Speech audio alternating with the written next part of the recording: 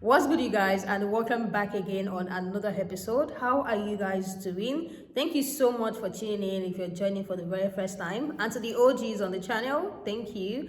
I see you guys. I have a video of an Asian American woman here who made a very solid point that I need you guys to see. She talked about how China has regularly been calling for a ceasefire between Palestine and Israel. As well, talk about how the United States opposed China for calling for a peace talk between Russia and Ukraine. He said the United States is never going to accept the fact that China is calling for this peace talk or this ceasefire because the last thing they want to accept is China is that country calling for a ceasefire. I would like you guys to hear from the horse's mouth so that you guys can get the full context. And I feel like this creator made a solid point. So without wasting much time, let me just roll the clip so you guys can hear exactly how she said it. So, ever since October, very early on, China has regularly been calling for a ceasefire between Israel and Palestine. And then yesterday, China submitted a paper to the UN proposing 5 different methods to achieve a peaceful two-state solution between Israel and Palestine.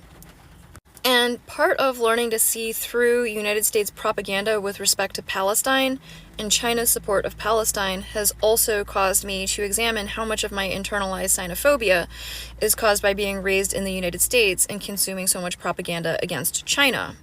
Because the United States has also been opposing China in calling for peace talks between Russia and Ukraine.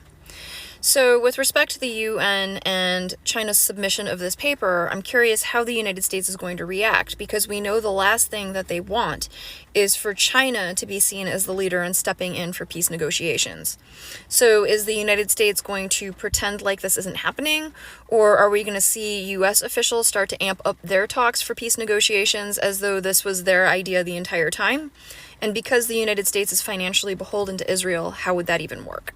What do you guys think about what this Lily said? What are your thoughts about what she said? Let me hear in the comment section. Some people in the comment section as well were agreeing to how much of internalized xenophobia they have by being raised in the United States and consuming a lot of propaganda against China.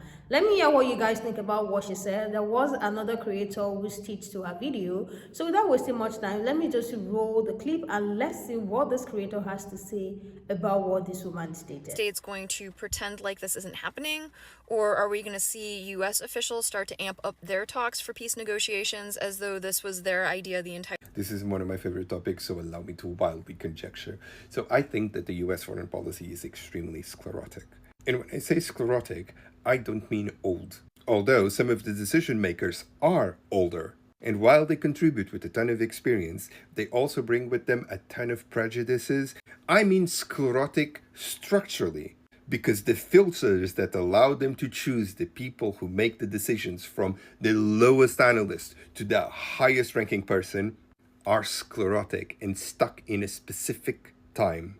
The ones who rise come from the same universities, from the same backgrounds, are plucked from the same consultancies and from the same investment banks, and no matter how racially diverse they are, they all speak the same language, and it's the language of American hegemony. And it's a language that hasn't been on par with what's happening on the ground. The people who don't understand that the narrative has changed. And because of that, I think that they're going to push back on China. They're going to entrench themselves even harder in their support for Israel because, as you said, they are compromised. And it's not just financially, they're compromised from a moral perspective. America's foreign policy has resided on the fact that people might see them as the good guys that they present themselves to be. And they haven't yet understood that the idea of good and the idea of the apartheid state that is now Israel is now permanently severed. And because they see themselves in a dangerous position in which every single structure that they have on their country in terms of infrastructure is kind of collapsing, and that both China and Russia are gaining foothold on places in which they need to have a foothold, they're going to be defensive and veto this solution.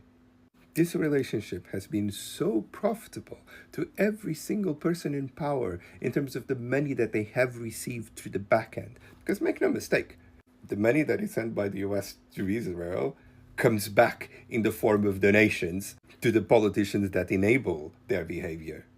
What's the incentive that would have them behave in any other way?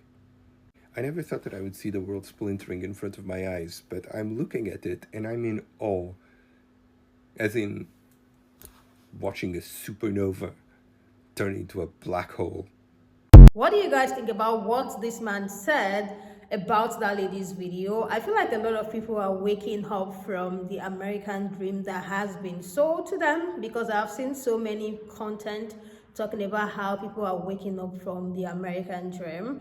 This comment said, United States will react with a usual defensive mock-up due to the false pretense of being the leader with the big ego in the world, especially on center stage.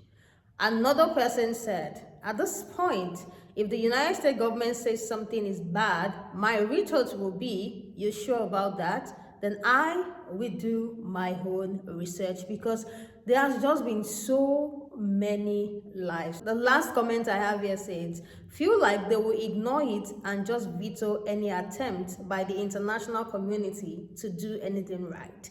I added this particular one because you guys know that a few days ago, before the ceasefire was called by the UN Assembly, these people vetoed against the ceasefire, and this is exactly, almost like this person already knows what is going to happen, like what they can do. This person knows the step that they can take, and it's just so interesting to see that people are waking up and they are now predicting, in fact predicting well, what next step or what this thing or how far these people can go. Let me hear your thoughts about what they all said. What do you think about the comments as well? Share your thoughts in the comment section. Thank you all so much for joining, and if you have not subscribed, subscribe before you go, and I'll catch you guys on the next episode. Bye, and I love you guys.